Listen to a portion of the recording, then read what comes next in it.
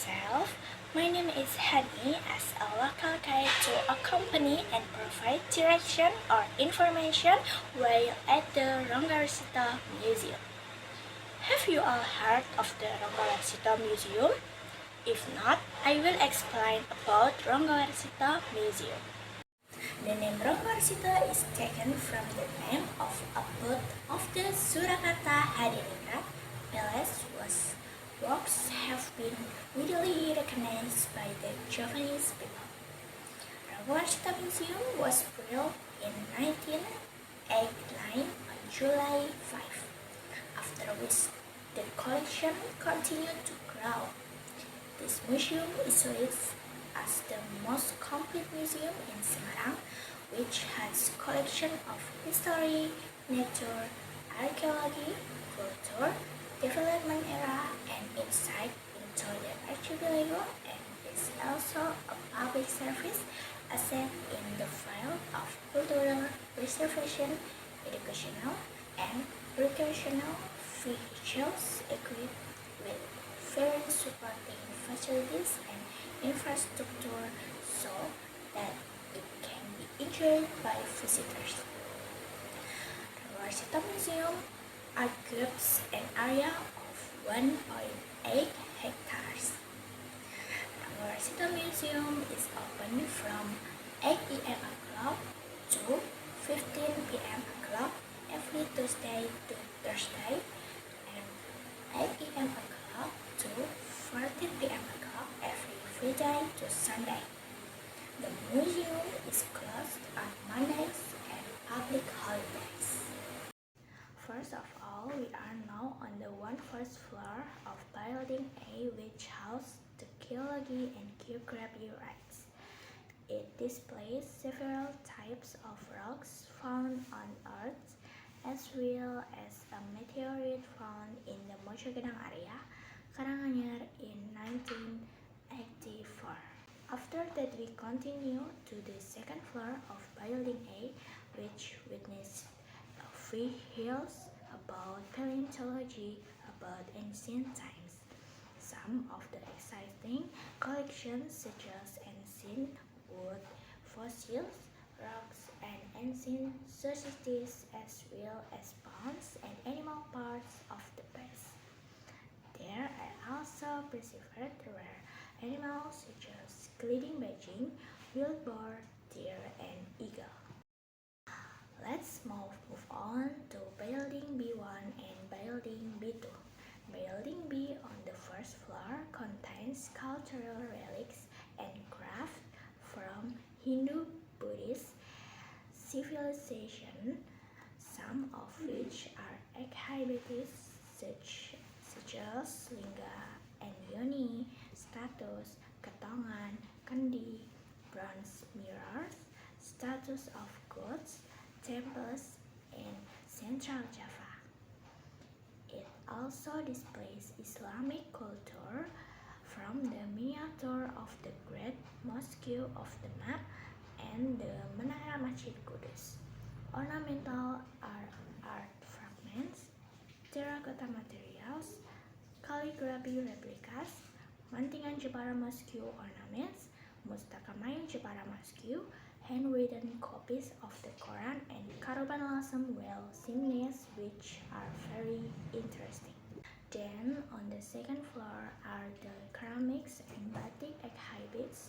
On display are various types and models of ceramics, both local and those from China and Europe. Not to forget, various kinds of pottery crafts and how to make them are shown with diorama models or sculptures. In the batik section, various batik motifs in Central Java such as Surakarta, Pekalongan, Lasem, and Banyumasan are displayed. Let's continue to Building C1 and Building C2. Building C on the first floor is divided into a historical room of armed struggle, which is divided into a collection of objects used during the battle period and a diorama of the struggle of the Indonesian people for independence in editions, dioramas of battles that have occurred in Central Java and Yogyakarta are also displayed. Then on the second floor there is a collection room for the technology and traditional craft, industrial and transportation technology, and various models of home crafts. Finally, we are in Building D1 and Building D2. Building D on the first floor exhibits above development, numismatics, heraldry, archipelago traditions, tigers rooms, and grants. The second floor is divided into an ART room that displays a collection of ART objects and equipment spirited into performing arts. Various interesting knowledge about wayang, performing arts, various Javanese art of kuda, lumbing, barongan, and music. There is also a special gold collection room displaying various collections made of gold in the classical period, such as necklace, ring, shoulder girdles, bangles, and various ceremonial support tools. The gold collection was found during the classical Hindu-Buddhist period in Central Java.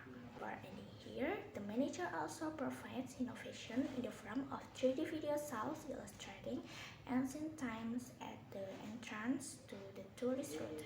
The manager considers that tourist destinations must be packaged attractively with technological advance because the digitalization era affect people's habit and interests. Let's move on Building C1 and Building C2. Building C on the first floor is divided into a historical room of armed struggle, which is further divided into a collection of objects used during the battle period and a diorama of the Indonesian ancient struggle for independence, and editions, diorama of battles that have occurred in Central Java and Yogyakarta are also displayed. Then on the second floor there is a collection room for technology and traditional craft, industrial and transportation technology, and various models of home craft.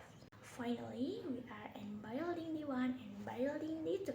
Building D on the first floor exhibits about development, numismatics, heraldry, archipelago tradition, tickets room, and grants. The second floor is divided into an ART room. This displays a collection of ART objects and equipment spirited into performing arts.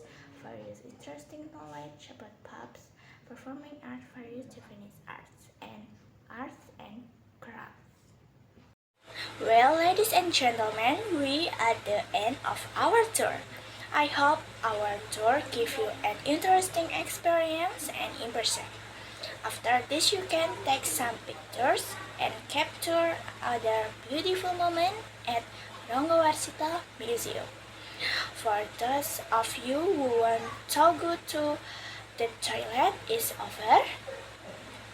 There, thank you very much for joining me on this tour, and hopefully we can meet again on the next visit. Have a nice day. Good afternoon, everyone. Bye.